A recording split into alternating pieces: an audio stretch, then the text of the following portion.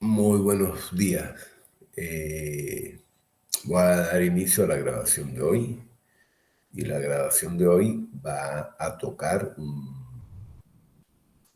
tema que es continuación del que vimos la semana pasada, que está vinculado al tema aprendizaje supervisado.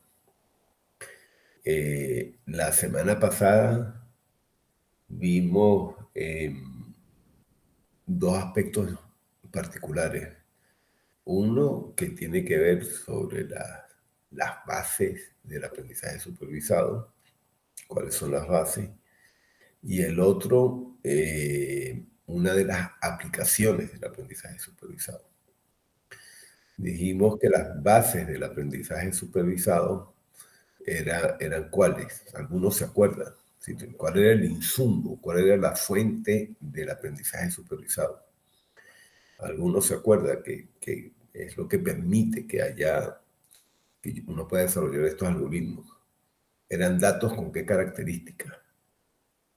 Datos, Con categorías, profe, estructurados. correcto, etiquetados. Eran datos que están estructurados y que tienen etiquetas. Eso es lo que permiten desarrollar algoritmos supervisados. ¿Y qué tipo de aprendizaje supervisado vimos? Ya Catherine más o menos lo nombró también cuando respondió. ¿Qué tipo de aprendizaje vimos la semana pasada? Era un aprendizaje supervisado que permitía hacer que los modelos eran de que eran modelos que nos permitían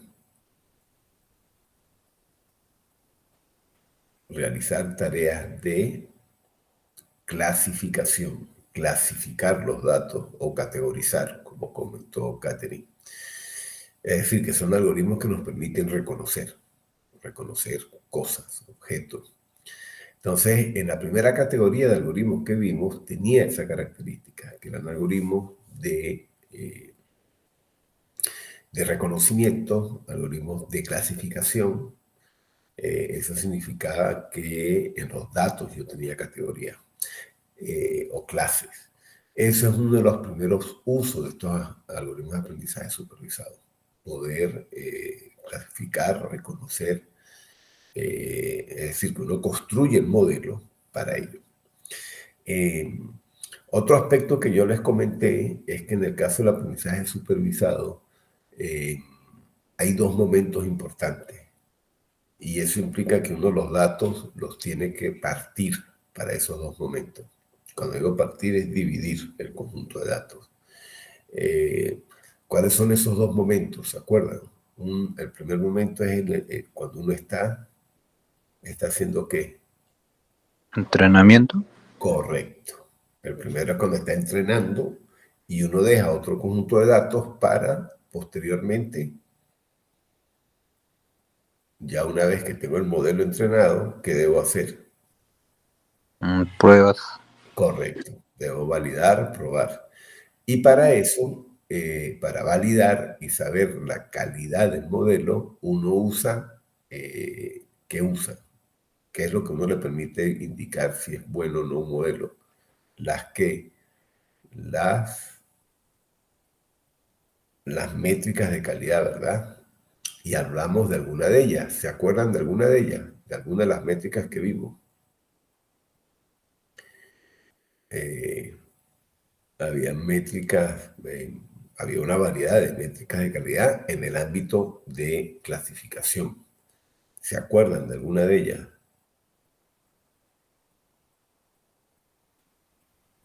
La predicción, profe. No, la predicción no, esa no es una métrica. Acordate que esa es más una tarea. De entre las métricas que hablamos, acuérdense que es para evaluar la calidad del modelo. Para evaluar la calidad del modelo, ¿se acuerdan de alguna de las métricas que hablamos en clase? Hablamos de varias métricas. Una era la matriz de confusión, ¿se acuerdan? De la matriz de confusión me permite evaluar la calidad, pero habían otras métricas más. ¿Cuáles se acuerdan? De hecho, al tener la matriz de confusión, uno podía imaginarse cuáles otras podrían aparecer. Y acuerden que esas son métricas para esos modelos en particular. Es decir, cuando yo desarrollo modelos de clasificación o modelos de reconocimiento, pues uso la matriz de confusión. Otras de las que hablamos fue exactitud, la precisión, la memorización, el recall en inglés. Es decir, que existen un conjunto de métricas que según los valores que ellos den, yo puedo verificar qué tan bueno es el modelo o no. Acuérdense que al final de la sesión de hoy les voy a preguntar por qué piensan hacer, qué data se van a usar, es decir, que yo pueda verificar y estar seguro que vayan a usar el dataset y el modelo adecuado. Entonces, fíjense, para resumir, la semana pasada y en general, cuando uno hace aprendizaje supervisado, uno utiliza datos donde la variable objetivo yo conozca su valor, por eso es que decimos que son dataset etiquetados, y en función de eso yo construyo un modelo que me permita seguir ese valor. Entonces, yo el dataset lo divido en dos partes, en una para construir el modelo y otra para evaluar. Como los tengo etiquetados, cuando evalúo, sé si la respuesta es buena o no. Y por eso es que puedo usar estas métricas de exactitud, precisión, la matriz de confusión para saber si está funcionando bien el modelo. Pero hay otra gran tarea que uno puede hacer en el aprendizaje supervisado. Y Catherine la nombró. La nombró para hablar de métricas, pero realmente no es una métrica, sino es otra gran tarea. ¿Qué palabra nombraste, Catherine? La precisión. Correcto. Entonces, yo además de clasificar, es decir, de reconocer clases a partir del modelo, lo otro que puedo hacer es predecir. Y la predicción quizás es el modelo más conocido del mundo del aprendizaje automático. Es decir, cuando se puso de moda el aprendizaje automático, era más por la tarea de predicción. Entonces hoy vamos a dar un paseo por el tema de predicción. Vamos a dedicarle un rato al tema de predicción, que es la otra gran tarea muy común en el mundo del aprendizaje supervisado. Entonces, la predicción es una tarea que me permite, fíjense que aquí ya no estamos hablando de categoría, sino de valores. Yo, por ejemplo, puedo predecir el valor de la temperatura que va a ser hoy, por decir algo. O puedo predecir, fíjense que eso son estimaciones de valores. Eso implica, como puedo hacer predicciones o pronosticar, que igual que antes, para hacer esta predicción, este pronóstico, necesito datos históricos que me permitan construir eso. De nuevo, hay una variable objetivo, una variable target, y tengo un conjunto de variables descriptoras. Fíjense que eso no ha cambiado. Entonces, si yo voy a predecir la temperatura, para predecir la temperatura, tengo un conjunto de variables que me van a permitir predecir esa temperatura. Y así por el estilo. Fíjense que en el ejemplo de acá, para predecir la velocidad del viento, puedo considerar variables como la humedad y la temperatura del ambiente, la presión del aire y otras más. Entonces, fíjense que para el modelo de predicción, igualito que para el modelo de clasificación, yo tengo que determinar qué variables son importantes para esa variable que quiero predecir. Y la manera de definir la variable importante es haciendo un análisis de correlación. La manera clásica es, tengo que ver si estas variables están correlacionadas con ella. Porque si no están correlacionadas, no hago absolutamente nada. Si esas variables no me van a servir, tengo que garantizar de que estén correlacionadas con ella. Entonces, ese es un primer paso fundamental. Entonces, las tareas de predicción y clasificación, cuando estoy preparando los datos para construir el modelo, antes de construirlo, me tengo que quedar con variables que me permitan describir a esa variable objetivo. Ya al final les haré un comentario, recuérdenmelo, de lo que debe tener el informe de la segunda tarea, todos los detalles que tienen que tener. Entonces, los modelos de predicción son muy usados, como les digo, es por lo que se puso de moda el aprendizaje automático. Nosotros permanentemente estamos no usando, pero por lo menos enterados del acontecer basado en modelos de predicción. Por ejemplo, la temperatura que normalmente dan en la televisión es basado en modelos de predicción.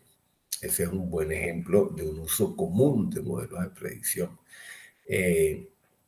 Ahora, van a ver que los modelos de predicción se basan, algunos en técnicas de aprendizaje automático, pero hay otros que se basan en técnicas estadísticas, así que no todas se basan en técnicas de aprendizaje automático. Entonces, bueno, ya comentaré un poco eso. Entonces, acuérdense que dijimos que para el modelo de predicción yo requiero tener la variable objetivo que voy a tratar de predecir. Voy a tener que tener eventualmente un conjunto de variables históricas que me permitan describir a esa variable a predecir, y la predicción puede ser una predicción a corto, es decir, inmediatamente, al momento siguiente, a mediano o a largo plazo. A largo plazo sería, por ejemplo, de aquí a un mes, a mediano plazo una semana, a corto plazo a un día, por dar un ejemplo. Eso dependerá en cada contexto. Entonces, el horizonte de la predicción puede cambiar. Por supuesto, hay modelos que se comportan mejor según sea ese lapso de tiempo. Y a mayor tiempo, pues la predicción va a ser peor. Lo otro importante es que, como les dije, la variable objetivo depende de variables descriptoras. Puede depender de muchas variables descriptoras, por eso se llama multivariable, o puede depender de una variable descriptora, por ejemplo, de ella misma. En ese caso sería univariable. Es muy común casos donde solo depende de ella misma. Y normalmente al conjunto de datos que se usan para eso, no todo el tiempo, la mayoría de las veces son series temporales, que al final del curso pues les comentaré un poco ese tipo de datos en particular. Y uno construye modelos. Entonces, dependiendo de esos, para construir los modelos, cuando vienen del área de inteligencia artificial, de aprendizaje automático, de las técnicas que hemos visto, pues cada uno va a construir una estructura particular. Por ejemplo, los árboles de decisión pueden ser construidos para hacer predicción. Random Forest, XGBoost, si los que vimos la semana pasada. Los métodos ensamblados existen muchos para esto. También las redes neuronales, ¿se acuerdan que esas las vimos en el curso anterior? Si me da chance, hoy haré un comentario rápido, pero te van a tener un curso dedicado a este tema, pero las redes neuronales son también predictivas. Pero hay otros métodos que no, que como les dije son estadísticos, y esos métodos estadísticos tratan de trabajar sobre la construcción del modelo de predicción. Entonces, esos métodos estadísticos tratan de describir se llama serie temporal porque es un conjunto de datos que tiene una estampilla de tiempo. Entonces, en esa estampilla de tiempo, por ejemplo, yo puedo tener una serie temporal de las temperaturas que hubo en el día de ayer. Entonces, fíjense que yo puedo tener temperaturas de cada minuto, de cada hora, de cada 5 horas. Ya depende de uno la granularidad, pero eso sería una serie temporal de temperatura. Yo también podría tener una serie temporal de las condiciones climáticas. Fíjense que en el caso de la temperatura era univariable, porque era solo la temperatura. Ahora, cuando digo de las condiciones climáticas, ahí esa podría ser multivariable, porque podría incorporar varias variables. Entonces, podría tener una serie temporal de muchas variables que me hablen de las condiciones climáticas. Entonces, yo puedo construir modelos de predicción dependiendo de lo que yo tenga como fuente. Puedo usar encuestas también. Yo, por ejemplo, las encuestas clásicas que ustedes conocen son las encuestas directas, pero, por ejemplo, actualmente Nosotros, una de mis áreas de investigación es trabajar con encuestas indirectas y a partir de ahí hacer predicciones. La gran diferencia entre una encuesta indirecta y una directa es que en la directa uno le pregunta a la persona su opinión sobre algo y en una indirecta uno le pregunta a la persona sobre la opinión que ellos creen que personas que ellos conocen opinan sobre el mismo tema. Entonces, son más privadas, son de mayor alcance, pero construir métodos para las encuestas indirectas es mucho más complejo. Bueno, pero esos son métodos de predicción que uno puede aplicar. Algunos de ellos son estadísticos, otros son de inteligencia artificial. Se han explotado poco los de inteligencia artificial, pero sigue siendo un tema abierto. Entonces, lo otro que es interesante, que ya lo vimos cuando hablamos de los modelos de predicción, de clasificación, es que igual que en los modelos de clasificación, yo tengo que evaluar la calidad del modelo construido. Y en la predicción es aún más necesario que los modelos de clasificación, porque la predicción en las series de tiempo, en los datos que yo tengo están pillados, puede haber errores. Por ejemplo, si yo tengo un sensor que me está tomando la temperatura diaria, y si ese sensor falla en algún momento o tiene errores de medición, pues esos errores se los estaría metiendo a los datos. Y acuérdense que con datos malos construyo modelos malos.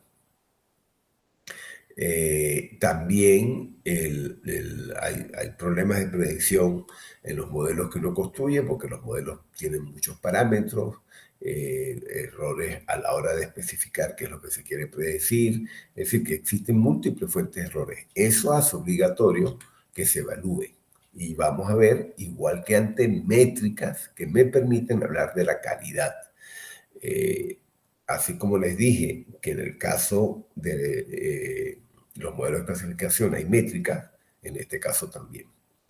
Entonces, yo necesito, igual que antes, construir un modelo y después evaluar su calidad. Entonces, igual que antes, necesito parte de mis datos para construir el modelo y parte para evaluar. Y esa evaluación me permite calcular la calidad de la predicción. Entonces, acuérdense que si yo tengo datos estampados en el tiempo, yo puedo usar el primer grupo de datos para estimar algo, para estimar lo que quiero, por ejemplo, la tasa de infección del COVID-19, yo pude haber usado los datos de este periodo y dejo después los datos de este periodo para tratar de evaluar la calidad de ese modelo predictivo que acabo de construir. Y como son datos etiquetados, porque tengo valor real de la data estimada, pues ya yo puedo validar la calidad de ese modelo. Entonces, normalmente tengo métricas muy variadas para esto. Una de las más comunes es la raíz cuadrada del error medio. Entonces, fíjense que aquí tengo el valor real y aquí tengo el valor que me da el modelo. Entonces, yo puedo evaluar ese error. Entonces, estos son ejemplos. La MAE es otro valor. La gran diferencia fíjense que acá, en este caso, el error, en el caso del cuadrático, es un error que va a ser en función de la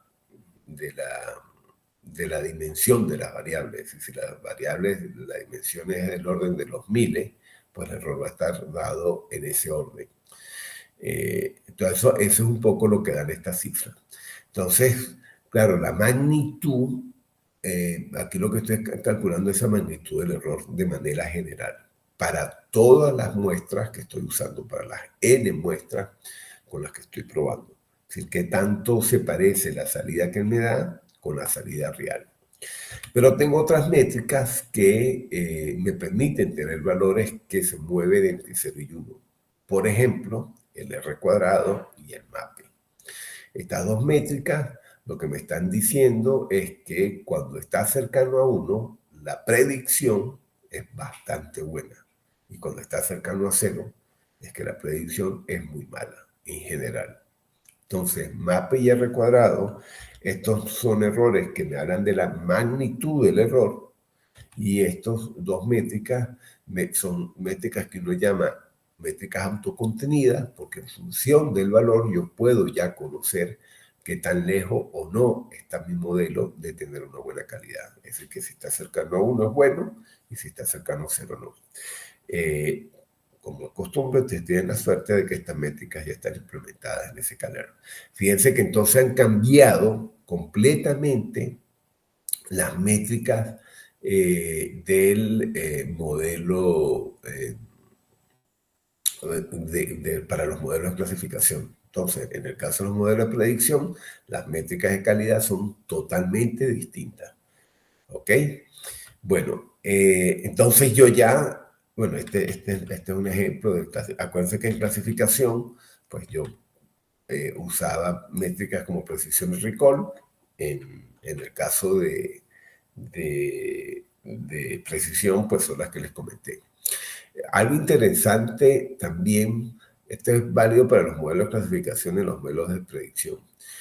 Muchas veces, muchos problemas que ustedes trabajan, ustedes tratan de construir modelos de predicción general. Y es muy difícil construir modelos predictivos generales o universales.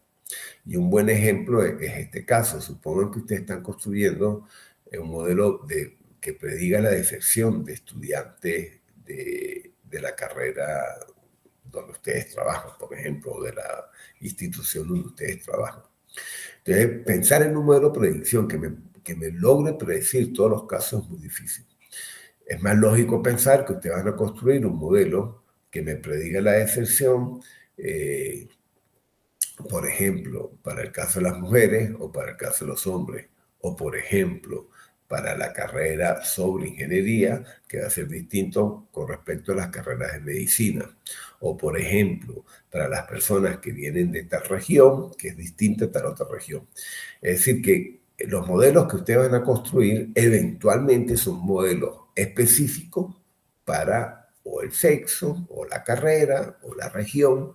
Entonces siempre hay que tener cuidado, porque construir modelos genéricos de predicción o clasificación, eso es válido también para la clasificación, es a veces imposible porque hay características específicas para cada ámbito. Y por eso les dije que ustedes tienen que hacer, antes de construir cualquier modelo, ese análisis de correlación para determinar en cada caso cuáles son las variables descriptoras necesarias para construir esos modelos específicos. Bueno, este es un comentario en general porque es importante tenerlo claro. Bueno, dicho lo anterior, voy a hablarles ahora de una técnica que viene más del mundo de la estadística, pero es una técnica muy conocida en el mundo de la predicción, que es la regresión. La regresión ha sido usada mucho en tareas de predicción. Por eso es que se las presento y van a ver que existe una gran variedad de formas de regresión. Entonces, básicamente la regresión construye un modelo matemático. Un modelo matemático que, si yo tuviera estos datos, trate de describir estos datos. Entonces, básicamente, ese modelo sería como un modelo matemático que en este caso debería describir esta recta. Fíjense que las redes neuronales también, el curso pasado, cuando les hablé de las redes neuronales, las primeras redes neuronales lo que codificaban eran hiperplanos que me describían, por eso hablamos de una red neuronal me permite describir un plano, si yo le agrego más capas, pues las redes neuronales permitían construir acotaciones mucho más complejas, pero cuando era una red neuronal, pues yo podía construir, por ejemplo, una recta. Y si le agregaba más entradas, podía construir un plano y así por el estilo. La regresión es igual, trata de construir la regresión, en este caso lineal, que es la que estoy comentando hablar. Entonces, básicamente, en parte de este principio, yo quiero construir una recta y fíjense que esa recta tiene un montón de parámetros. Aquí tengo lo que quiero predecir y estos son los datos de entrada. Este es el error. Entonces yo trato de construir una recta donde beta sub 0 y beta sub 1 es lo que quiero, en este caso, entrenar. Entrenar para tratar de construir la recta que me permita predecir Y sub t en función de X sub t, porque eso es básicamente lo que estamos haciendo. Entonces los modelos de predicción basados en regresión son muy buenos por eso. Son modelos que tratan son modelos de regresión lineal, los que estoy comentando ahorita, porque van a ver que después los voy a complejizar. Entonces fíjense que acá, para este primer ejemplo, me va a predecir el número de préstamos. Si yo tengo el histórico de los préstamos en una biblioteca, de los préstamos de libro. Entonces tengo todos los datos de los préstamos de libro en función de el número de préstamos, en función de los días que el usuario pide tenerlos libres. Entonces yo puedo predecir el número de préstamos en función de los días usando ese histórico, y esta sería, por ejemplo, el modelo de regresión lineal que yo podría tener. Entonces, fíjense que aquí estoy diciendo que el número de préstamos depende del número de días, y miren aquí los valores de beta sub 0 y beta sub 1, en función de 25, que es el punto de corte, y 0.3, que es la pendiente de mi recta. Ahora, el modelo de regresión lineal construye esta expresión matemática. Y lo va a construir de una manera que para ustedes ya va a ser conocido. Ya lo vamos a comentar porque igual en el semestre pasado hablamos algo al respecto. Entonces fíjense que esta sería la fuente de datos. Aquí tengo los números de día y los números de préstamos que hubo. Entonces, básicamente el modelo, usando estos datos, construye, el modelo no, la técnica. La técnica de regresión, usando estos datos, construye este modelo. Entonces, este es mi modelo que me permite predecir el número de préstamos en función de los días que la gente pide. Entonces, fíjense que es bien interesante porque yo ya tengo un modelo que ahora yo le meto el número de días y me permite estimar. Entonces, ¿qué es lo que hace la regresión lineal? La regresión lineal toma un conjunto de datos y en función de eso voy a tratar de definir quién es beta sub 0 y beta sub 1, porque esas son las dos variables que quiero descubrir. Entonces, beta sub 0 y beta sub 1 es la que me permite describir, bueno, aquí lo llamé teta sub 0 y teta sub 1, es la que me permite describir esta recta. Es decir, que teta sub 1 es la pendiente y teta sub 0 es el punto de corte en el eje Y. Entonces, el objetivo de la fase de entrenamiento, como dijo Jackson, es la primera fase donde construyo este modelo, y por eso es que parto el dataset en dos pedazos, es hallar teta sub 0 y teta sub 1. Teta sub 0 y teta sub 1 para el modelo que comentamos antes. Ahora, esto es común en todos los contextos. Es decir, aquí yo tengo, este sería mi variable target, objetivo. Este es también X, y de X en el otro ejemplo. Y este es mi variable descriptora. Yo me puedo ir a cualquier problema y es igualito. Fíjense que aquí voy a tener en este ejemplo que quiero predecir la temperatura de salida de este horno, voy a tener una variable muy cara que es la temperatura del horno, y voy a tener varias variables que me describan a esa posible temperatura. Entonces, lo primero que tengo que determinar son cuáles son esas variables independientes de la que depende la variable dependiente. Entonces, yo tengo aquí un conjunto de otras variables, por ejemplo, el ancho de ciertas tuberías, por dar el ejemplo, temperaturas en diferentes zonas del horno, porque aquí es la de la salida, la velocidad del horno, todas estas son variables que yo tengo acá. Y tengo que establecer esa relación. ¿Cuáles de estas variables realmente hacen o son necesarias para predecirlo? Si yo fuera una red neuronal, es parecido. Es decir, yo tengo que establecer cuáles son las correlaciones que hay entre las variables de entrada y la variable de salida. Eso es válido para regresión, eso es válido para modelos neuronales, para lo que yo esté escogiendo. Ahora, volviendo al caso de la regresión, En el primer ejemplo que le estoy dando, es una correlación lineal, ¿ok? Es una recta que él va a tratar de construir. Pero existen otros tipos de correlaciones que yo podría analizar, que no sean las lineales. Por ejemplo, la cuadrática o la exponencial, que son también modelos de regresión, pero siguiendo otro camino. Entonces, claro, cuando yo tengo algo como esto, construir la regresión lineal es perfecto. Van a haber casos como estos donde no hay ningún tipo de correlación, pero yo podría eventualmente conseguir otros tipos de correlaciones como comenté, la cuadrática y la exponencial. Ya regresaremos a ella.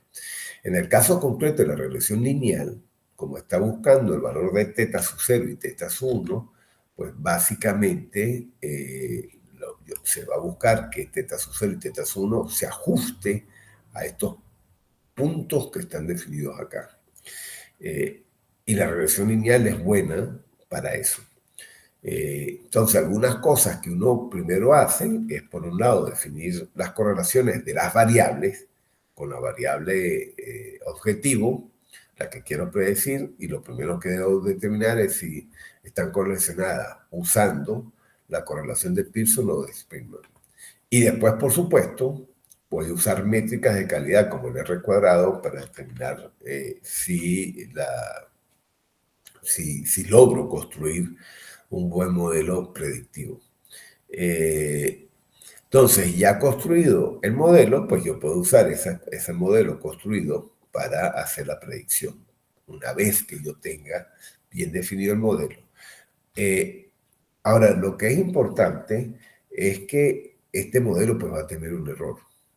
Va a tener un error y este es el error que estamos viendo acá, porque este es mi valor real y este es la diferencia. Y ese error es lo que es fíjense que él predice, este es el valor real, y él predice este valor. Esta diferencia es el epsilon S, que también se llama residuo, el famoso residuo, que yo voy a tratar de minimizar a cero. Entonces, básicamente, esta es la variable objetivo, este es el X, es como el regresor, es decir, la variable independiente, y el residuo es ese error, esa diferencia, que uno aspira que tienda a cero. Que tienda a cero su media, ¿ok? Que tienda a cero, pues eso significa que el entrenamiento sería lo ideal. Este es para el caso simple donde tengo dos variables. Entonces, básicamente, aquí lo que hay es un problema de optimización. Cuando estoy aprendiendo el proceso de entrenamiento, lo que busca es minimizar este error. Fíjense que habíamos dicho que este error en el que yo iba, porque además la métrica de calidad tiene que ver con este error. Si lo que estoy tratando es minimizar el error entre el cálculo del modelo, que es este, y el valor real. Acuérdense que son variables etiquetadas, es decir, son dataset etiquetado, es decir, que yo entreno a mi modelo sabiendo cuál es la variable de salida actual. Entonces, él va a tratar de minimizar el error entre ellos dos. Entonces, el ajuste que se hace de teta sub 0 a teta sub 1, se va haciendo ese ajuste buscando minimizar este error. Cuando ese error tiende a cero, los valores finales de teta sub 0 y teta sub 1 deberían de tender a ser los adecuados para ese modelo. Entonces, básicamente el proceso de entrenamiento no es más que el famoso descenso gradiente que ya en el curso anterior le había comentado. La regresión lineal exactamente hace lo mismo. Así como se entrenan los modelos neuronales, los modelos de regresión lineal usan también estos principios de descenso de gradiente. Entonces pasa por una fase en la cual va minimizando este error, cambiando en cada iteración los valores de teta sub 0 y teta sub 1, buscando que en esos ajustes que vaya haciendo va encontrando mejorar ese error que hay entre la salida real y la salida que me está dando el modelo predictivo. Entonces, este es un proceso repetitivo. En ese proceso repetitivo yo voy ajustando mis tetas en función del error a una menor magnitud del error. Es menor el ajuste que hago porque ya estoy hallando el valor óptimo de teta, a una mayor a una mayor magnitud del error, pues es más el ajuste que le doy a los tetas. Entonces, esto se va haciendo de manera iterativa hasta minimizar este valor. Cuando este valor tiende a cero, significa que mi proceso de entrenamiento converge. Es decir, que el proceso de convergencia viene dado porque estos dos valores tienden a ser iguales. Es decir, que el J pasa a el J mayúscula, pasa o tiende a ser cero. En ese momento, por los ajustes que he venido haciéndole a estos dos señores, voy a tener los valores finales, que va a tener, en este caso, la recta que me sigue, los valores reales que usé del dataset original. Entonces, fíjense que es bastante eficiente, es un problema de optimización, donde yo tengo que buscar cuál es el camino óptimo. Entonces, el descenso de gradiente, pues tiene mucha estrategia, porque fíjense que yo puedo llegar a diferentes. Aquí estoy llegando a un sitio distinto al que estaría llegando aquí. Fíjense que entonces, bueno, es un problema de optimización, y existen varias técnicas para eso. Entonces se va moviendo, moviendo, moviendo hasta que al final hallo la recta que mejor se parezca. ¿Ok? Eso es básicamente. Entonces él converge en un valor que cuando para tiende a cero, ese J mayúscula, lo que es muy poderoso. Bueno, entonces, fíjense que en el primer ejemplo yo supuse que había una variable target y una variable independiente. Por ejemplo, el número de días y el número de préstamos. Pero, pues es más común cosas como esta, ya lo vimos para la predicción de la temperatura de salida del horno. Yo quiero, en este caso, predecir el nivel de satisfacción de mis clientes y tengo aquí un montón de variables que me permiten valorar el nivel de satisfacción. Por ejemplo, cuál es su sueldo mensual, cuáles son sus a qué es aficionado, el nivel de estudio y así otros datos. Entonces, fíjense que yo aquí tengo muchísimas más variables, ya no es una a uno, te quiero construir un modelo de regresión múltiple, en este caso, para esta tarea. Entonces, sigue siendo, fíjense que al inicio esto era lo que teníamos, una recta. Ahora tengo más regresores. Cada uno de los X es un regresor. Entonces, sigue siendo un problema de optimización de parámetros, porque ahora tengo que optimizar a B sub 1 y a B sub n, es decir, o a teta sub 0, teta sub 1 y teta sub n, donde teta sub n sería como voy a ponderar a la variable independiente x sub n. Entonces, fíjense que sigue siendo un problema de optimización, sigue siendo lineal, pero con múltiples variables. Sigue siendo lineal, pero múltiples variables. Entonces, básicamente, si yo tuviera para este dataset, fíjense que aquí tengo un montón de datos históricos, este sería un ejemplo de usando un descenso de gradiente, usando un modelo de regresión lineal basado en descenso de gradiente, este sería un ejemplo del modelo que se construiría. Entonces, fíjense que la satisfacción, aquí está el término, aquí está teta sub 0, el término independiente, y aquí está, por ejemplo, teta sub 1, teta sub 2, teta sub 3, y aquí al final teta sub n. Es decir, que yo he logrado entrenar a mi modelo, y ahora puedo usar este modelo para calcular la satisfacción de una persona en función de sus valores propios o específicos de cada una de estas variables. Este sería el modelo de predicción. Entonces, fíjense qué interesante. Aquí tengo un modelo de predicción que es bien claro.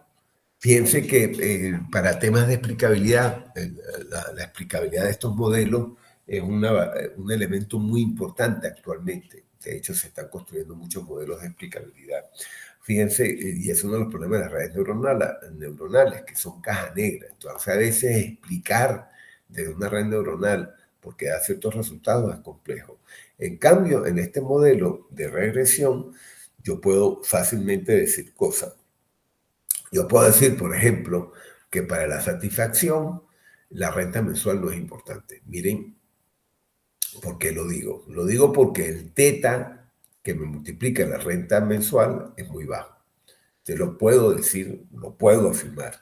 También puedo afirmar claramente que la afición a la lectura es una variable muy importante. Una variable muy importante, es decir, que es una variable determinante de la satisfacción del cliente. Entonces, esas son cosas que puedo decir. ¿Sí? Cuando construyo estos modelos de regresión lineal, rápidamente también puedo explicar el interés de las variables en algún momento dado, es decir, las influencias que tienen las variables. Bueno, dicho lo anterior, igual que antes, estoy construyendo un modelo donde vuelvo a tener un residuo, que es el residuo que trato de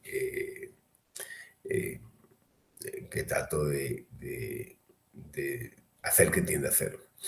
Algo importante, yo ya lo había comentado la semana pasada, pero lo voy a comentar ahora de nuevo.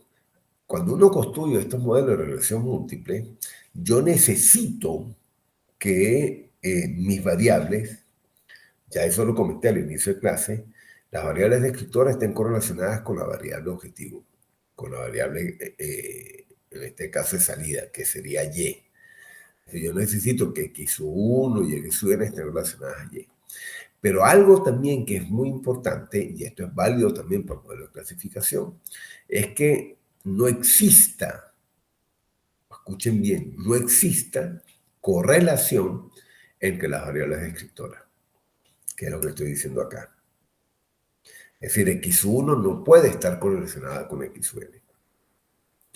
Tienen que estar correlacionadas con Y, pero no entre ellas. Si están correlacionadas entre ellas, ahí va a aparecer algo que uno llama el efecto de colinealidad. Y el efecto de colinealidad genera ruido, genera problemas en los modelos. Entonces hay que tener cuidado.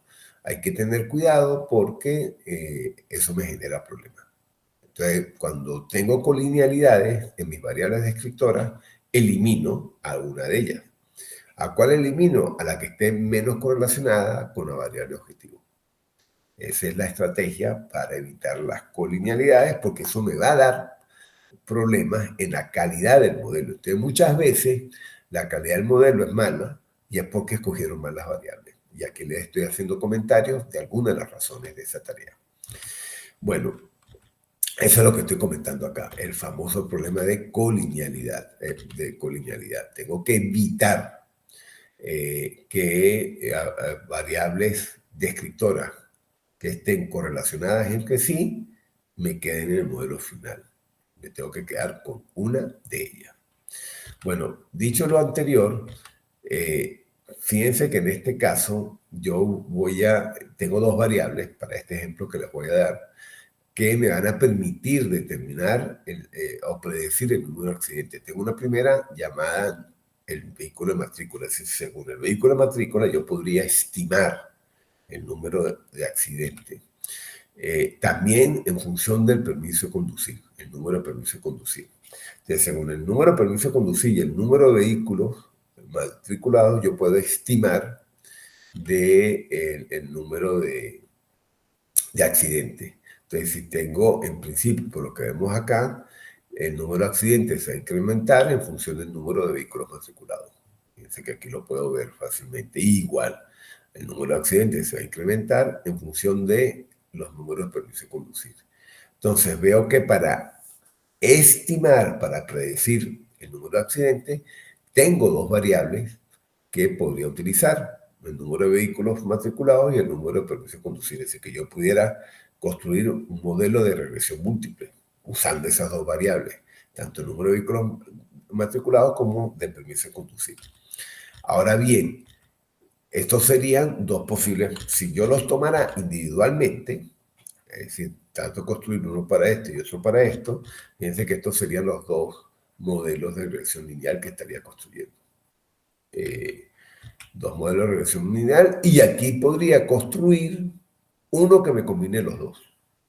Es decir, que este sería de regresión múltiple, el que estoy construyendo acá, usando los mecanismos de descenso de gradiente que vimos antes. Ustedes ya son expertos. Ahora, fíjense que si yo tomo la relación entre matrícula y permisos, miren cómo están decorrelacionados los dos. La correlación es de 0,97. Es decir, que aquí hay un problema de colinealidad. Eso significa que me tengo que eliminar uno de ellos. Y como les dije antes, el que esté menos correlacionada con mi variable objetivo, que en este caso es el número de accidentes. Es decir, que me voy a quedar quedando no con este, sino con alguno de estos dos, en función de cuál de estas dos variables está más correlacionada con el accidente. Bueno, eh, eso es básicamente lo que uno haría, porque son dos variables independientes que me están dando la misma información. Entonces, estoy sobrecargando mi modelo, eso me genera ruido, no me aporta nada. Y si son tres, aún peor. Entonces, a la final, la idea es quedarse uno con una de ellas, con la que esté más correlacionada. Y básicamente, la solución es eliminar una variable porque realmente no me aporta nada más que me puede generar ruido.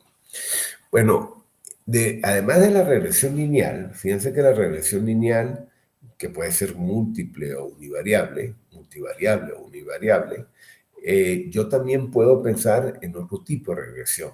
En la regresión lineal, el valor que predigo, por ejemplo, y, pues va a variar en cualquier dominio de valores, de 0 a 1000, de 0 a 10, bueno, depende de lo que estoy prediciendo. Hay un tipo de predicción que es la predicción logística. Y básicamente es lo que uno llama una predicción binaria, que puede tomar dos valores, 0 o 1. ¿Ok?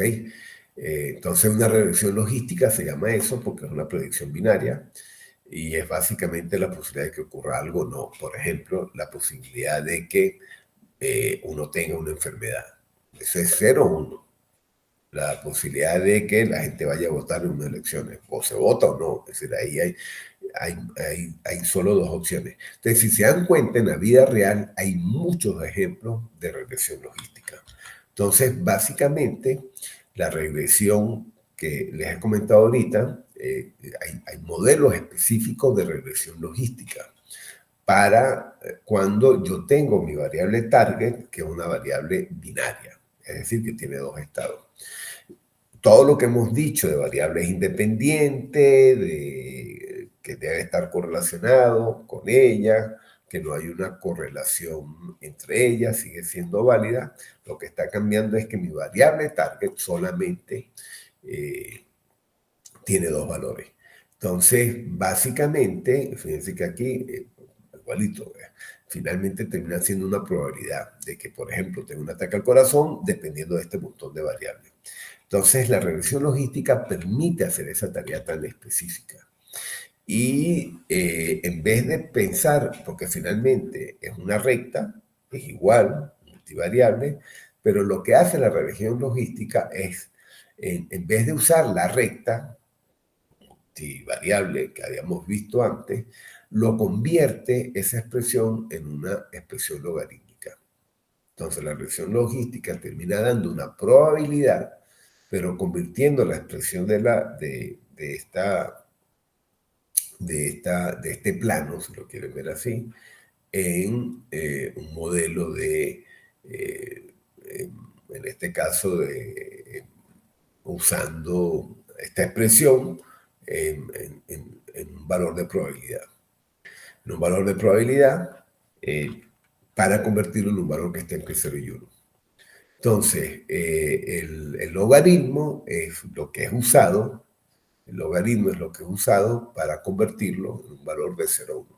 Entonces, es equivalente a una ecuación de regresión múltiple, pero ahora con esta expresión me hace que el valor de la recta se convierta en un valor de 0 a 1 al pasarlo por el logaritmo neperiano.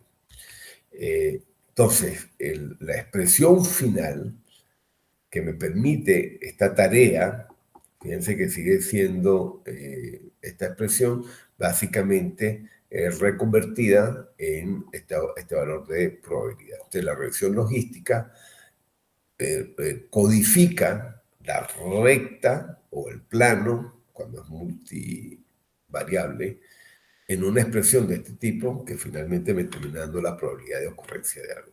Entonces, muy, muy poderoso, porque me permite, para casos donde la variable final es binaria, en un valor de probabilidad de que ocurra o no alguno de los dos valores posibles. Si voy a tener la enfermedad, cuál es la probabilidad que la tenga, si voy a votar, cuál es la probabilidad que vote, etc. Entonces, la regresión logística es una versión, si se dan cuenta, una versión con esta modificación que se hace, porque aquí es donde está la recta que estoy aprendiendo, es una versión de la regresión lineal, pero para el caso de valores binarios. Bueno, entonces a grosso modo.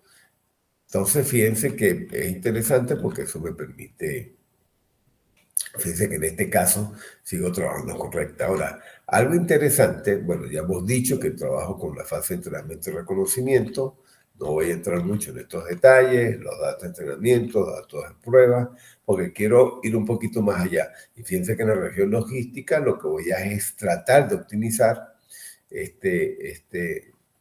estos valores en particular. Bueno, en este caso porque tengo una variable, pero si tuviera varias variables, pues sencillamente sería eh, el, el plano descrito por las múltiples variables acá, que es algo parecido a lo que hemos comentado antes.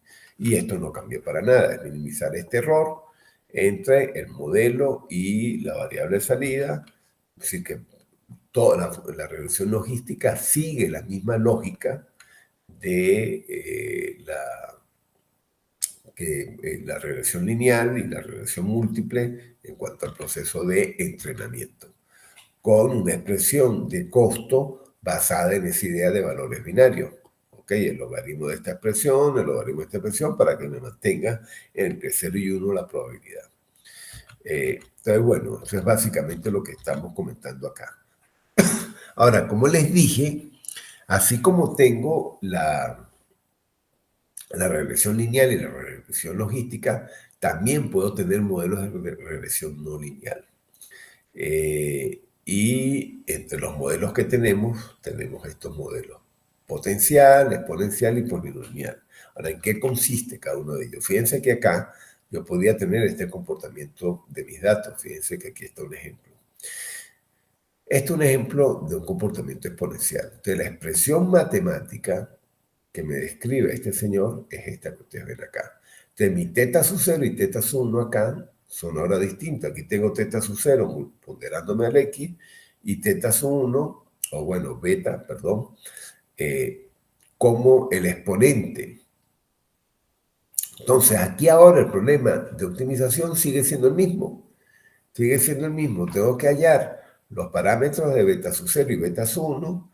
Acuérdense que tengo los valores etiquetados, entonces yo tengo que usar de nuevo el descenso de gradiente para minimizar el error entre el modelo que estoy tratando de obtener y el valor real.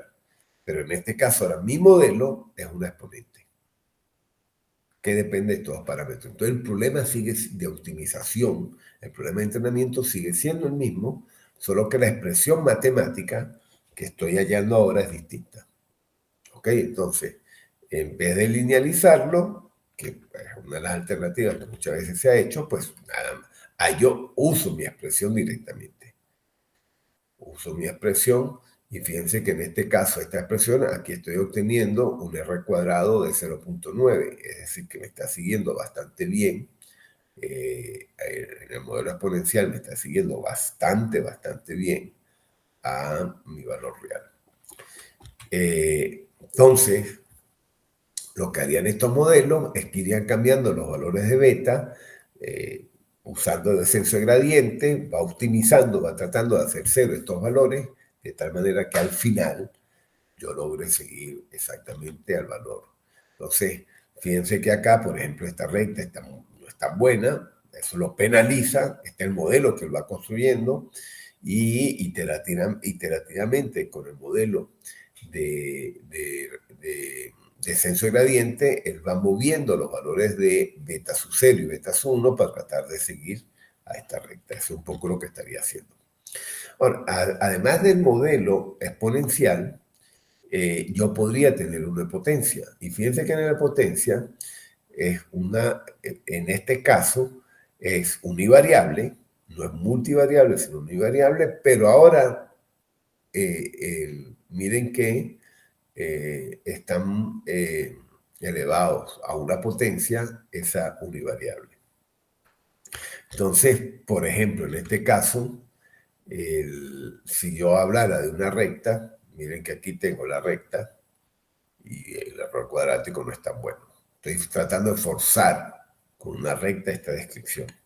Pero si yo hablara polinomial, miren cómo ya empieza en este caso, tengo un x cuadrado y un x, empieza a mejorar mi expresión. Y eso lo puedo ir mejorando.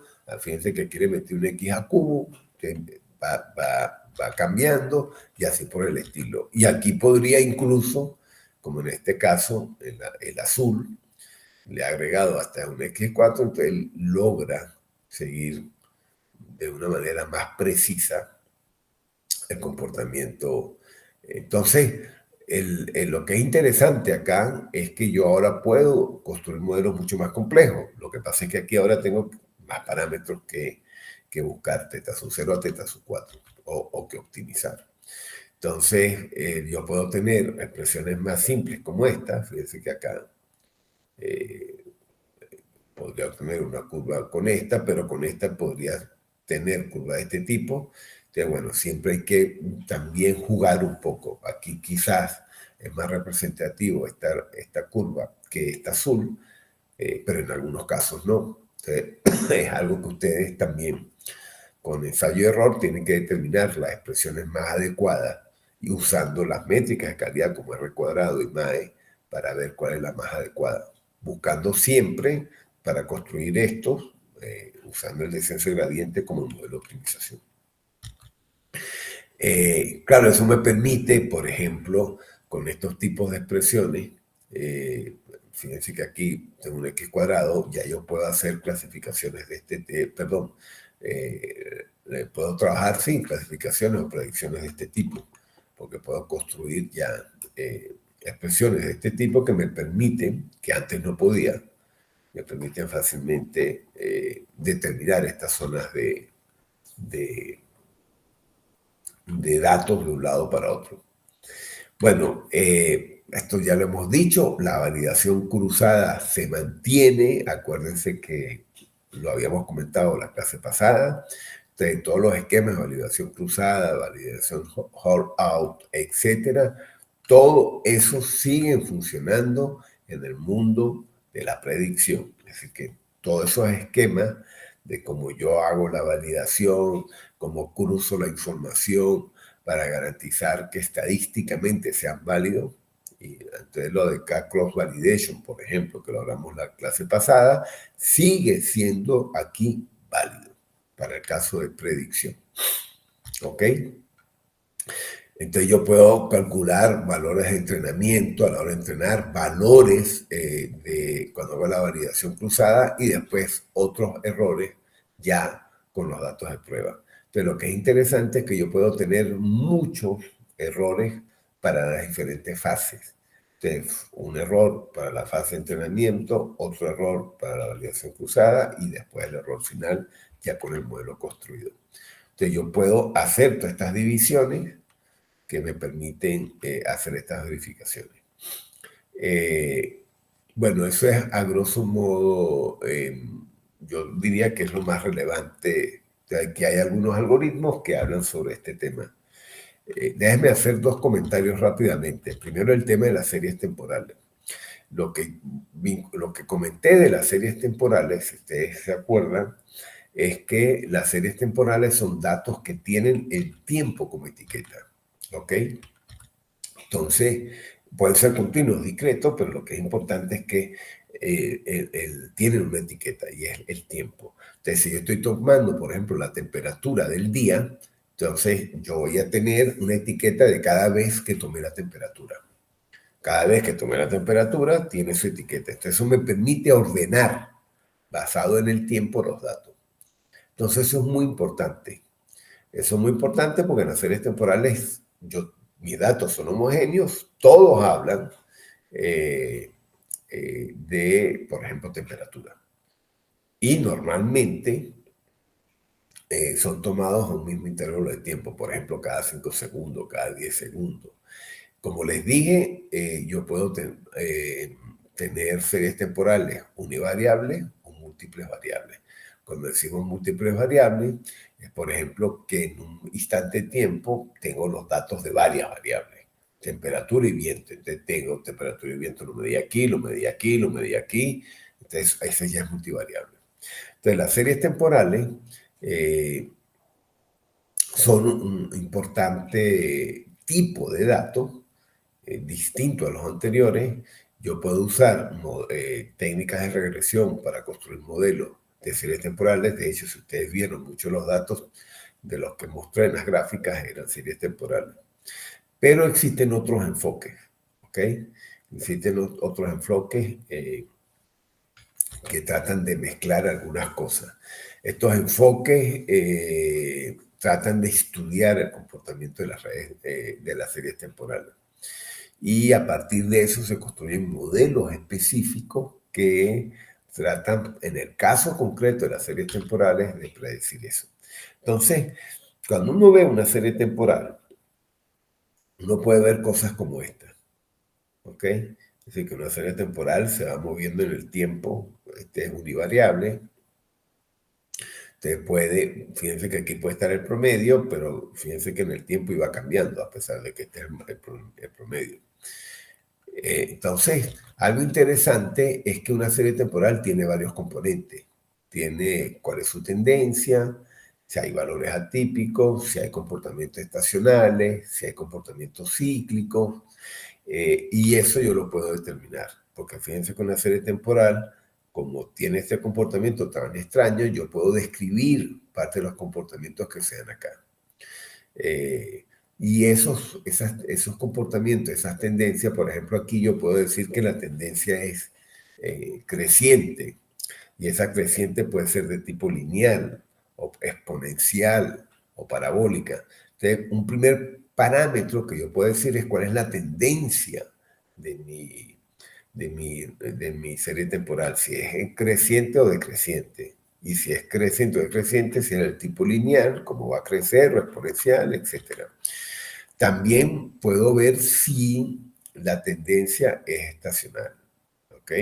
Es decir, que se va repitiendo con cierta periodicidad. Entonces, yo puedo tener elementos que describen, o si es acíclica.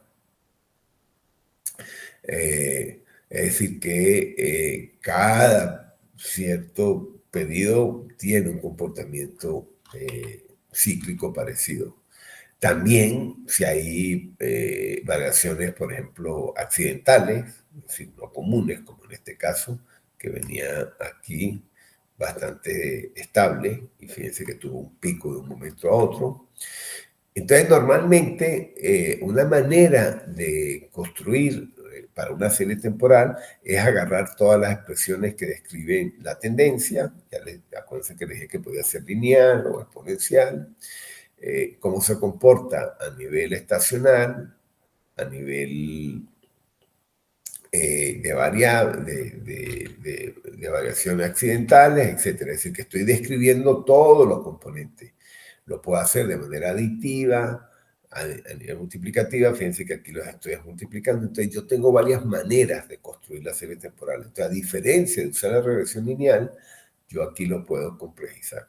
Lo otro también que es interesante es que las series temporales tienen sus propios variables. Si yo puedo describir una serie temporal por estos parámetros. Y esto es interesante porque entonces ustedes cuando están usando series temporales, estos son parámetros que se pueden calcular, por ejemplo, el pico, la linealidad, la no linealidad, la tendencia, son valores que ya existen, son métricas, y ustedes pueden incorporar estas variables como parte de las variables descriptoras de la serie temporal. Entonces, cuando van a construir su modelo lineal o en una red neuronal, ustedes les pueden incorporar estas variables para determinar o para estimar esa serie temporal, por ejemplo, los valores de temperatura. Entonces le pueden agregar más variables. Esto es un ejemplo de generación de variables. ¿Se acuerdan cuando vemos ingeniería de descriptores? Que hay una fase donde yo puedo generar, puedo tratar de extraer más descriptores. Bueno, yo puedo extraer estos valores de mi serie temporal para incorporárselo al modelo que voy a construir. Entonces, es un buen ejemplo de esa tarea de ingeniería de descriptores que hago sobre la serie temporal. Bueno, y para terminar esta parte, desde el punto de vista de la regresión, desde el punto de vista estadístico, yo puedo usar modelos que se llaman los famosos modelos ARIMA para calcular esas series temporales. Básicamente, la serie temporal, si yo lo que estoy es estimando la temperatura, lo que estamos diciendo es que la temperatura de hoy va a depender, si suponemos que depende solamente, si tengo su serie temporal, solamente y es univariable, entonces yo voy a decir que esta temperatura va a depender de sus valores pasados. Si fuera multivariable, va a depender de los valores pasados de ella y de otras variables. Pero si es de una, va a depender de sus valores pasados. Entonces, ARIMA permite hacer estos diseños. Porque hay efectos que uno llama de autorregresión, es decir, yo dependo de yo mismo, de mí mismo, dependo de mí mismo por los momentos anteriores, entonces yo tengo que identificar esos coeficientes y de qué momentos pasados yo dependo. Entonces, fíjense que es muy sensible a eso. Es muy sensible porque tengo que ver todos esos efectos que hemos visto, efectos autorregresivos para construir. Entonces los modelos ARIMA son muy buenos para eso, porque permiten, fíjense que YT está dependiendo de momentos anteriores y su T menos I. Fíjense que aquí está lo que estamos diciendo, aquí hay una autorregresión y hay una autorregresión que depende del mismo. Entonces los modelos de ARIMA tratan de describir eso en las series temporales, esas relaciones de dependencias que hay con ellas mismas. Una dependencia que, bueno, el delta T es del momento anterior, pero aquí vemos que puede ser de un momento mucho anterior. El I se refiere a mucho antes. Entonces yo tengo que ponderar esos pesos también porque puedo depender de muchos momentos anteriores, debo ponderar ese efecto, y esto es lo que está haciendo esta variable. Este es el residuo, acuérdense que también lo tengo que ponderar de los momentos anteriores. Aquí tengo el término independiente, pero lo que es interesante entonces es que fíjense, la famosa recta que habíamos hablado antes, ahora es con respecto a ella misma. Eso es lo que estamos con respecto a ella misma de momentos anteriores. Esto es un poco lo que nos está diciendo el modelo ARIMA, ¿no? Entonces, lo que es interesante es que el ARIMA lo sintetiza con estas tres variables, P de Q, que son los que me permiten ir estimando estos valores que están aquí en esta expresión matemática. Bueno, a grosso modo, quería terminar con esta parte para el tema de series temporales. También quería hacerles un comentario rápidamente. Acuérdense que ya nosotros lo habíamos visto en la clase anterior, pero recordarles que también otro elemento interesante es el tema de las redes neuronales. Yo no me voy a detener mucho, pero solo comentarles que las redes neuronales son técnicas que se usan para construir modelos de aprendizaje en general y se usan mucho en tareas tanto de clasificación como en tareas de predicción. No me estoy parando mucho por dos razones. Primero, porque van a tener un curso que se va a dedicar solamente a las redes neuronales. Y segundo, porque ya yo les di una introducción en el curso anterior. Entonces, por eso es que no me estoy deteniendo mucho, pero sí es importante que tengan claro de que son técnicas muy prometedoras. Quizás voy a comentar rápidamente solamente 3 cosas y por eso voy a saltar toda esta parte. Me la estoy saltando y básicamente en esta primera parte ustedes esto lo van a tener en las láminas, pero acuérdense que estas son las bases de las redes neuronales, que es emular al cerebro. Eso es básicamente lo que estamos diciendo. Y estas son las expresiones básicas de una neurona. Una neurona no es más que la entrada de un montón de otras neuronas. Se hace una suma ponderada y en función de eso la neurona decide si emite o no. Pero en una red de neuronas lo que sucede, bueno, estas son las funciones de activación de cada neurona. Y en una red de neuronas lo que yo tengo es un montón de neuronas interconectadas de diferentes formas. Puede ser monocapa o puede ser múltiples capas. Y cuando es múltiple capa, este es un caso clásico. ¿Ok? Y en el curso anterior vimos que uno de los casos interesantes y por el que uno estudia la red neuronal era por, por emular cómo se entrena en el cerebro. Y el cerebro básicamente entrena ajustando los pesos sinápticos entre las neuronas. En ese caso, uno también hace lo mismo, emula el peso sináptico y básicamente esta es la expresión de base. Todo esto yo ya lo comenté en el curso anterior, entonces esto no está cambiando para nada. Entonces yo tengo un montón de entradas y ahora voy a entrenar a mi red neuronal y existen muchas técnicas. Habían unas aprendizaje supervisado y no supervisado. Como ahorita estamos viendo aprendizaje supervisado, fíjense que aquí hay modelos neuronales basados en aprendizaje supervisado y no supervisado. Y yo les hablé de estas en particular.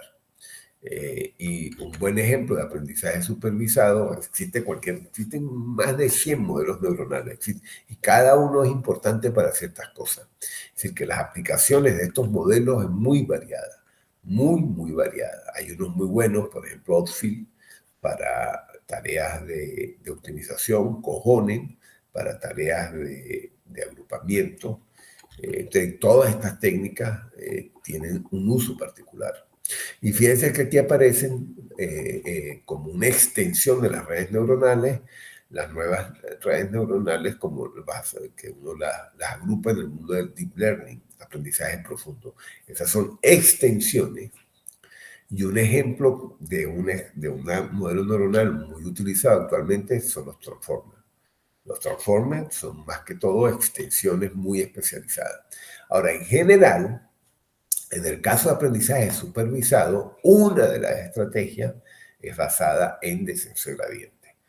Ya lo habíamos comentado la otra vez, ya se lo comenté en regresión lineal, es decir, que eso no cambia para nada la filosofía, así que no me voy a detener en esto porque esto es básicamente lo que hemos comentado. Ahora, el perceptrón fue el primer modelo básico que me permitía construir rectas. Yo esto también lo comenté en el curso anterior. Y el otro que comenté bastante fue las multicapas. La multicapa, este es un modelo backpropagation, donde aquí yo tengo, fíjense que aquí yo defino las entradas, y en función de las entradas, él me predice una clase. Este es un modelo de clasificación. Él me permite predecir si es un peatón, un carro, una motocicleta, en función de las características de entrada que le estoy dando a esta foto. Yo lo entreno, acuérdense que debo entrenar usando descenso de gradiente y él es después capaz de clasificar. Backpropagation es muy buen clasificador. Y lo que está detrás es ese proceso de descenso de gradiente, pero acuérdense que habíamos dicho que en este proceso de descenso de gradiente, lo que tiene en particularidad, porque aquí es donde yo calculo el error, puede ser que era el error de salida, si me clasificaba bien o no, porque son datos etiquetados. Fíjense que aquí estoy dándole la etiqueta, le estoy diciendo, para esta entrada, esta es la salida, para esta entrada, esta es la salida, para esta entrada, esta es la salida. Entonces yo puedo aquí calcular el error de salida cuando estoy entrenando. Y él lo que hacía hacía el ajuste de pesos acá, pero después va retropropagando hacia atrás el error. De tal manera que también acá y acá se modificaban los pesos en función del error que había en la salida. Eso es lo que hace el backpropagation, y es un poco lo que estoy comentando acá, que él es capaz de retropropagar hacia atrás el error de tal manera a ajustar bien todos los pesos de todas las capas de redes neuronales. Esto, como les digo, lo habíamos comentado antes, por eso es que lo estoy eh, comentando. Entonces hay una propagación hacia adelante. Cuando yo tengo una entrada, hago una propagación hacia adelante para hacer la tarea de clasificación. Esto es un poco lo que está acá. Se van propagando porque se van ponderando por los pesos de cada capa hasta llegar acá y decir, corresponde a la capa tal. Y cuando entreno, ahora tengo que retropropagar el error que estoy hallando, este error que estoy hallando, tengo que retropropagar hacia atrás las diferencias, y es lo que estoy haciendo acá. Voy retropropagando, retropropago en la capa de salida, después en la siguiente capa retropropago, pero los pesos son, fíjense que aquí lo retropropago con respecto a los pesos de acá, que lo retropropago con respecto a lo de acá. Entonces voy retropropagando hacia atrás el error de tal manera de poder hacer un ajuste a todos los pesos. Eso es a grosso modo lo que está comentado en estas láminas. Entonces, bueno, backpropagation es muy bueno. Converge lentamente porque tengo que hacer ese ejercicio pero es bastante bueno para ciertas tareas. Tiene un tema de que hay que optimizar todos los parámetros, la velocidad del aprendizaje, el descenso del gradiente, existen varias funciones de activación en particular, pero en general es bastante bueno. Bueno, este a grosso modo técnicas para evitar el sobreentrenamiento. En este caso, muchas veces mejor una función de este tipo que esta o que esta. Entonces, aquí podría haber el sobreentrenamiento. Esta es más suavizado y me permite generalizar mejor. Entonces, hay maneras para evitar el sobreentrenamiento. Por ejemplo, eliminar algunas capas acá de backpropagation. Y así por el estilo. Bueno, y dentro de las redes neuronales más recientes está todo lo del mundo de Deep Learning, que ustedes van a dedicarse a estudiar técnicas de Deep Learning en un siguiente curso, pero fíjense cómo se está trabajando también en otras cosas, por ejemplo, aprendizaje en línea, aprendizaje híbrido y las famosas LSTM, que son redes recurrentes. Este ejemplo estas son redes bayesianas, que me lo voy a saltar porque esto también ya lo vimos la vez pasada, pero las redes recurrentes son redes que, las redes recurrentes son redes que, a diferencia de las anteriores, las redes recurrentes, lo que dice es que la salida de esta red depende de esta depende de esta depende de esta, y así por el estilo. Y esto es muy común en diferentes ámbitos. Por ejemplo, cuando va una bola. Para yo predecir hacia dónde va la bola, tengo que conocer su momento anterior y su momento anterior. Entonces, las redes recurrentes emulan muy bien eso. El sonido también, el audio. Cuando tengo música, lo que está sonando en este momento depende de lo anterior. El movimiento de los humanos también. Ustedes, si se dan cuenta, es muy común el comportamiento de las bolsas. Todo eso es que lo que sucede ahora depende del momento anterior. Entonces, las redes neuronales recurrentes tienen esa capacidad de emular eso. Entonces, yo puedo, por ejemplo, hacer una clasificación binaria, pero en este caso no hay dependencia de nada, pero en este caso sí.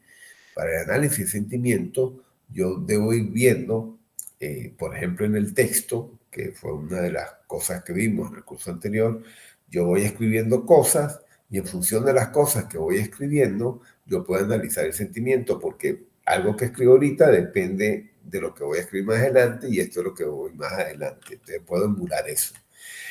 También puedo tratar de hacer tareas, fíjense que este era secuencial, y en este más bien generar a partir de uno muchas salidas. Entonces, a partir de una entrada, muchas salidas secuenciales. Entonces, también puedo hacer esto o viceversa, de mucho a mucho. Es decir, que por ejemplo, para tareas de traducción, donde tengo muchas palabras entradas, genero muchas salidas, ese tipo de traducción también puedo hacer. Entonces, bueno, es muy poderoso en ese sentido. Entonces, las redes neuronales recurrentes parten de cosas de este tipo y en la medida que voy aplicándola, pues voy sencillamente evitando este efecto recurrente de no... entonces, esta red neuronal, que es una red neuronal autorrecurrente, pues ahora el efecto que se la pasa al anterior, al anterior, al anterior, y hay un efecto de recurrencia, porque esta, si fuera la salida, el error de salida lo debe retropropagar hacia atrás. Bueno, estos son ejemplos de modelos recurrentes que se vienen utilizando para muchas cosas. Pero bueno, este es un paseo final que les quería comentar. También acuérdense que tienen todo lo que hemos, el, como costumbre, yo les dejo algoritmos que ustedes pueden revisar de lo que hemos visto en clase. Entonces son ejemplos que vale la pena que revisen, que eso les ayuda a solidificar y sobre todo es un buen ejemplo de lo que deben hacer en algún momento dado en las tareas. Entonces, por ejemplo, van a ver que les dejé ejemplo de modelos de regresión. Entonces, aquí tienen modelos de regresión. En estos modelos de regresión, en este caso, para artículos, tratar de definir las características de los artículos en función de la cantidad de las palabras de los artículos, a quién están enlazados. Entonces, este es un modelo clásico de regresión que permite, en este caso, construir. Le estoy dejando el dataset, etcétera. Ahí están 8 variables, 161 registros, y basado en esto, el conjunto de variables que hay, yo puedo ahora empezar a tratar de construir un modelo. Un modelo, en este caso, voy haciendo un análisis de correlación entre las diferentes variables con respecto primero a ellas mismas y después contra la variable target, pero lo que es interesante es que entonces trato de ver el comportamiento entre algunas de estas variables, entre el número de palabras y cuántas veces se ha compartido. Fíjense que ahí no puedo extraer nada. Y lo que es interesante es que yo ahora voy a tratar de construir un modelo que me permita predecir, aquí lo estoy construyendo, aquí estoy invocando el modelo de regresión lineal, usando el número de palabras y número de veces que se compartió, y este es lo que me está produciendo. Miren que el error cuadrático es esta cifra, el término independiente del coeficiente, aquí está la recta que él construyó, y si se dan cuenta, pues no es muy bueno. Pero bueno, es un primer ejemplo para que ustedes vean lo que se puede hacer. Y puedes usar ese modelo de predicción para hacer un cálculo. Ahora, ya lo convierto en un modelo de predicción múltiple. Y en este modelo de predicción múltiple, pues voy a incorporar más variables. Ya estoy compartiendo, además, estoy compartiendo esta otra variable. Y de nuevo, ahora tengo dos términos independientes. Y ahora empieza el término dependiente, así que si se dan cuenta es otra recta, bueno, no es una recta, es un plano, porque ahora es bidimensional, y puedo seguir agregando más variables para tratar de ir mejorando el modelo. Entonces, este es un primer ejemplo. También hay árboles de decisiones, fíjense que está en tarea de clasificación, es decir, que no es como el anterior, que era predictivo. Igual divido en dos pedazos para entrenar y para probar. Y básicamente aquí tengo mis 4 variables y la variable objetivo que me dice la clase existen 3 clases en el iris. Entonces, basado en eso, él empieza, fíjense que está completamente equilibrado, que eso lo habíamos hablado en la clase anterior, y ya con eso puedo construir un árbol clasificador. Fíjense que la profundidad que le estoy diciendo es 2. Construyo ese árbol clasificador y ahora lo puedo usar para predecir. Como ya lo usé, y a partir de ahí me está calculando, fíjense que aquí me está calculando la exactitud, la calidad. Y en cada caso, pues estamos viendo que esa calidad puede ser mejorada o no. Bueno, esos son ejemplos para que revisen. Ahora, ¿qué les voy a pedir yo para la tarea? Acuérdense que tiene varios elementos importantes. La primera parte es toda la parte de ingeniería de características. Es decir, que todo lo que usaron en la primera unidad lo tienen que usar ahora. ¿Para qué? Para preparar los datos que van a usar para construir el modelo. Entonces, ahí me tienen que hacer el análisis de correlaciones con la variable objetivo, tienen que eliminar los valores atípicos, si hay desbalance en los datos, si están haciendo un modelo de clasificación, los tienen que balancear. Toda esa parte que es de preparación de los datos, donde se hace todo el tema de ingeniería característica, es lo que voy en la primera parte a evaluar. Entonces, todo ese problema de preparación de los datos. Usen la metodología CRISDM, porque en la metodología CRISDM está fácil, está muy claramente determinada. Entonces, eso se evalúa. Toda la parte de preparación de datos. Eso les da a ustedes muchísimos puntos. Se hacen un buen análisis de correlaciones, si determinan colinealidades, si revisan si hay valores atípicos, si hay que completar datos, todo eso. Después que construyen el modelo, lo otro que se evalúa mucho es la evaluación que hacen. Es decir, que ustedes van a calcular métricas. Fíjense que para clasificación o para predicción son distintas las métricas. Si se equivocó, si me dicen que el modelo de predicción y me usan métricas del otro lado, pues ya, están equivocados, lo hicieron mal. Tienen que usar las métricas adecuadas para los modelos adecuados. Y lo que es interesante es que ustedes tienen que interpretar esas métricas. Es decir, no es que me digan, bueno, el recuadrado dio 0.8. Bueno, ¿y qué significa eso? Me tienen que decir, me tienen que explicar. Si está dando 0.3, ¿cuál es la interpretación de ustedes que esté dando 0.3? Si la exactitud es 0.8 y la precisión 0.4, ¿por qué?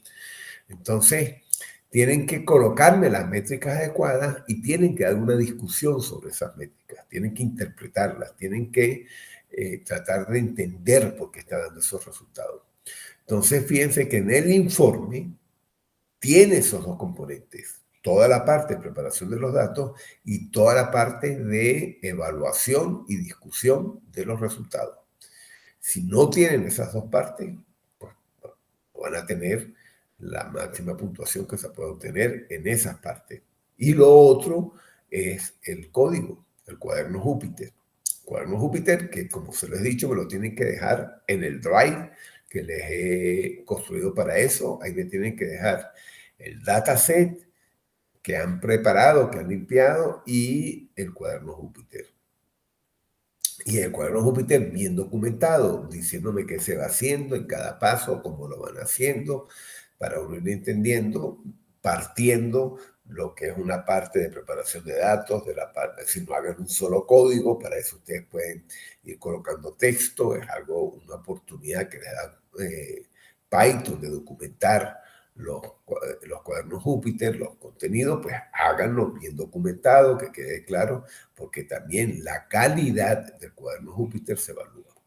Entonces, esas son las cosas que vamos a estar evaluando, esas son las rúbricas que ustedes ven, que se les piden, y básicamente en esta tarea es que hagan un modelo de clasificación o reconocimiento o predicción para un dataset estructurado, con las características de la información que les estoy pidiendo que tengan.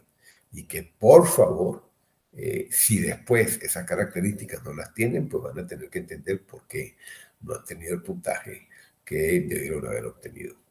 ¿Hay algún comentario, alguna duda de lo que he dicho? De aquí en adelante quiero escucharlos a ustedes que están pensando, si ya han analizado, si ya tienen dataset, si tienen duda en la entrega o en alguna de las cosas que hemos visto. Adelante, los escucho. Ya tienen el dataset escogido, Esteban, Erickson, Catherine.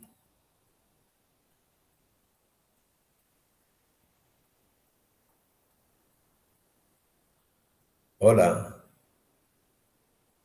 comento. Sí, en nuestra parte estamos pensando de seguir con el mismo dataset que habíamos usado para la primera entrega, ya que era en base a síntomas para seguros, si no me equivoco. Y estaba etiquetado el dataset, ¿verdad? Ujú, exacto. Perfecto. Si está etiquetado, no hay problema. Porque es esa variable la que van a tratar de estimar, ¿cierto? Ujú, Perfecto. Acuérdense, ajá, y con respecto a la primera parte, ingeniería de características, acuérdense que ahora tienen que hacer algo muy concreto y es garantizar que a esa variable target el resto de variables estén correlacionadas. ujú. Es lo nuevo, porque si no están correlacionadas, esas variables no me interesan. Ah, ok, ok.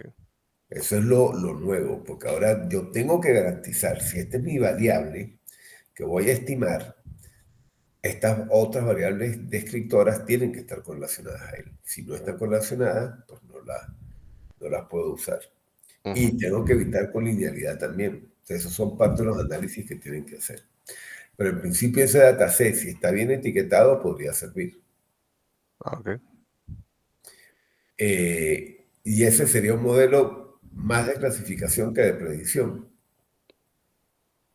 Se podría hacer de predicción por el hecho de que son como el base general del dataset era como costos médicos, entonces podría ser una predicción de costos médicos también, pero también podría ser de clasificación, ¿verdad? Perfecto. Sí, sí, predecir el costo médico no estaría malo. Lo que es interesante es que, por ejemplo, los Random Forest tiene versión predictiva y de clasificación, así que podrían, por ejemplo, Random Forest o XGBoost también. Así es que muchas de las técnicas que vimos la semana pasada se pueden usar para clasificar como para predecir, igual que los modelos neuronales. Entonces, son técnicas que, en cambio, para predecir la regresión lineal, sí es básicamente para predecir, no para el clasificador. La única que medio sirve para clasificar es la regresión logística, pero es solamente cuando tengo dos valores. Mm, ¿Ok? Así que la técnica no han pensado todavía en ninguna o si tienen alguna pensada. de momento no. Técnica, no, yo no sé si Eric se le está ocurriendo alguna, pero yo no le... El Random Forest puede ser. Random Forest, sí, o sea, es mismo para cualquiera de los dos casos. Ok, y Luis Ángel y Catherine, ¿qué han pensado? O Brian, para sus tareas. ¿Tienen Mm, identificado? Profe, en mi caso, yo tengo una base de datos, igual era trabajar con la misma que tenía inicialmente. Mi base era de información de lo que es smartphones, entonces igual era mediante clasificación, irlo clasificando el rango de precios, entonces como medio, bajo o alto. No Ok, sé si eso es correcto, pero lo quería la hacer. tienen bien etiquetada, la tienes bien Sí, etiquetada con esos rangos. sí, y eso lo quería hacer a través de, no sé si árboles de decisión, eso todavía lo estaba revisando. Ok, acuérdate igual que antes, es decir, si esa es tu variable target, tienes que ahora determinar que el resto estén bien correlacionadas con ella para que se pueda construir un buen modelo predictivo. No, está bien. Pero sí, en principio también serviría. Y como les digo, todas las técnicas que vimos pueden trabajar en los dos contextos, tanto para clasificar como para predecir. Y Luis Ángel y Brian también tienen ya identificados sus modelos, sus datasets particularmente. Eh, Eh, Buenas noches, profe. Sí, o sea, ya estuvimos viendo, justo ayer estábamos viendo con qué trabajar y lo que puedo hacer quizás es Random Forest. perfecto. Y el dataset ya lo tienen también claro. Sí, pero falta corroborar todavía si es que la correlación está, ¿no? Perfecto.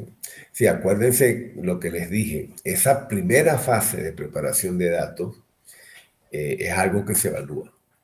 Y en esa primera fase de preparación de datos está todo este tema de correlaciones, colinealidades que tienen que estudiar. Igual que la última parte de análisis de los resultados, de evaluar la calidad, las métricas que usan, la interpretación que hacen de las métricas. Algo importante, tienen que ver si son tareas de clasificación, el tema de balance es importante, de balance de las clases, porque, por ejemplo, ustedes pueden tener clases desbalanceadas y eso les puede dar una métrica de exactitud muy buena, pero de precisión muy mala. Entonces, esos detalles, por supuesto, uno los evalúa. Que tienen que tener cuidado de todos esos aspectos. ¿Ok? Porque, bueno, eso va a repercutir en la calidad del modelo y las métricas a uno le permiten ver todos esos detalles. Entonces, por eso es que el uso de las métricas es muy relevante y ustedes lo ven porque las rúbricas apuntan a eso. Hay una rúbrica que habla sobre la calidad del informe y tiene que ver con esto que ustedes han incorporado. Hay otra rúbrica dedicada a la discusión de los resultados y ahí viene todo el tema del análisis de las métricas, los valores que están obteniendo, si son malos, que ustedes razonen por qué son malos o viceversa, si son buenos, o por ejemplo la calidad del cuerno Júpiter, si está corriendo o no. Entonces todos esos elementos son, y acuérdense que lo que ustedes coloquen en el documento, basado en los conceptos teóricos del área, ya sean los vistos en clase o que ustedes hayan de manera autodidacta conociendo, eso también se les evalúa. No, que aquí estamos determinando tal cosa y vamos a hacer, o vamos a hacer un PCA por tal razón. Es decir, el uso de los conceptos BIT, de las estrategias vistas en clase o del área en general, pues también son bien valorados, porque eso habla del conocimiento que ustedes tienen del área. Bueno, ¿hay algún comentario más? Acuérdense que con esto estamos cerrando la segunda unidad. Y en esta segunda unidad era dedicado al problema de aprendizaje supervisado. Entonces, la primera unidad estuvo dedicado al problema de los datos, la ingeniería del dato, la ingeniería de características. La segunda unidad que estamos cerrando hoy es todo el tema de aprendizaje supervisado. Y a partir de la semana que viene arrancamos a ver otro tipo de aprendizaje que se denomina aprendizaje no supervisado. ¿Hay algún comentario final? Si no, yo no tengo mucho más que comentar por hoy. Coméntenme. Entiendo por el silencio que estamos listos por hoy, ¿cierto? Está bien. Bueno, les deseo mucha suerte para este segundo informe y traten de considerar todos estos detalles, todos estos aspectos para que sea exitoso, ¿ok? Bueno, ya pueden ir a descansar por el día de hoy. Gracias, No, profe. profe.